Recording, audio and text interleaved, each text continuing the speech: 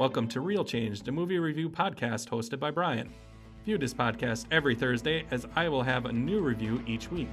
This podcast contains detailed plot descriptions, spoilers, and harsh language. Listener discretion is advised.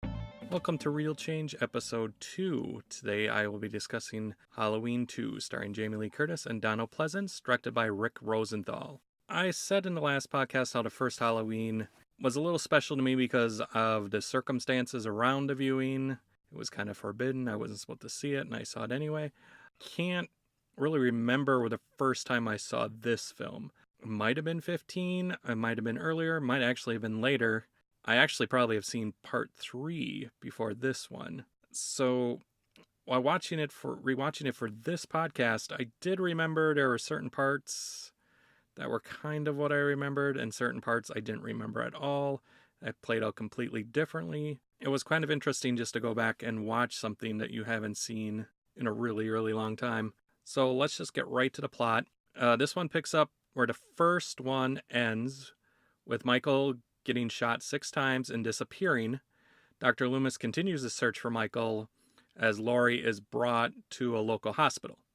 At the hospital, we meet our new characters, ambulance drivers Jimmy and Bud, drunken doctor, Dr. Mixter, and nurses Karen, Janet, Jill, and Miss Avels. Michael finds out where Laurie is and proceeds to stalk her in the most darkly lit hospital in movie history. After Michael kills the one security guard in the whole place, he slowly works his way, getting rid of the rest of the staff until just Michael and Laurie are left. Meanwhile, Dr. Loomis follows the clues that Michael left, and when he is told by Marion Chambers, the nurse from the first film, that Michael and Laurie are actually brother and sister, Loomis heads to find where Laurie is, saving her from an attack by Michael at the last second. Michael being Michael doesn't stay down for long, and they are chased into an operating room where Loomis fills the room with ether and, I think, oxygen. He sends Laurie out and then ignites the gas, blowing himself and Michael up. We next see Laurie at daybreak, loaded into an ambulance that hopefully is better staffed and more well lit than this last hospital, as the movie fades to black and credits roll. The good, the bad, and the weird for this movie. The good is I like the premise. I like how it takes place literally seconds after the first one ended. You do see the last, I'd say 10 minutes of the first movie. At the beginning of this is before VCRs and DVDs, so you didn't see movies as much, so this is to get everyone caught up who hasn't seen the first one, I'm assuming. And I can't think of any other films that did this, like I said. Maybe Quantum of Solace, the James Bond film, and Karate Kid 2, maybe. I'm sure there are others, but those are first two that I could think of right off the top of my head. Plus, one of the good things is there's an actor who plays Deputy Hunt. His name is Hunter Von Leer. And that's just a cool name. I mean, that sounds like he should be fighting Jean-Claude Van Damme in a movie or something. That name just cracks me up. The bad is, I would say, Jamie Lee Curtis's performance in this one. She spends most of the time drugged, doesn't really have that many lines, and usually she's just laying in bed, kind of moping, obviously, and weepy, and kind of out of it. She don't really have much for her to do. I don't know if she was fighting against being cast in this again, or this was just a plan from the beginning, but I think it's kind of a waste of her character and her performance.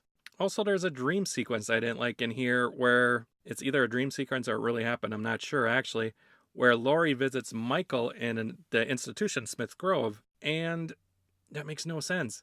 Did her adopted parents, who never told Laurie that her brother was a killer, just bring her to see Michael one day and was like, we don't want to keep this from you. Here's your killer brother who killed your last sister, so happy visiting day. It doesn't really make any sense. I'm assuming it was a dream, but with this movie, it's hard to tell. It could have really actually happened, and they got stuck in a corner and just kind of ignored it. Ugly is Jamie Lee Curtis's wig. It is awful. They show clips from the first one, but not too much, so when you see her loaded up in the ambulance starting the new film, her hair is just awful. It looks like a Spencer's gift wig or something you get at a Party City or something, where it's just curled at the bottom. It just really, really looks bad. It's almost too distracting every time she's on because you just look at it and want to rip the wig off her head and be like, ugh, what is that on your head? As for a recommend or not recommend, I would recommend this movie, I guess, in the same way if you like cover bands, a lot of the same cast and crew were on this film. So the beats are all the same. You got a lot of the same characters. It was written by John Carpenter and Deborah Hill, who did the first one. But at the same time, there's just something missing. I think it's enthusiasm. This movie screams like cash grab to me. It's been well known that John Carpenter or Deborah Hill did not make a lot of money off the first film, even though the movie was hugely successful. So when this movie got picked up, it got picked up by a major studio, Universal Studios, and they gave them a way bigger budget. And basically you can tell there doesn't seem to be enthusiasm or really any motivation besides money to do this film. John Carpenter has said himself in the past that the first one was it. That was the story.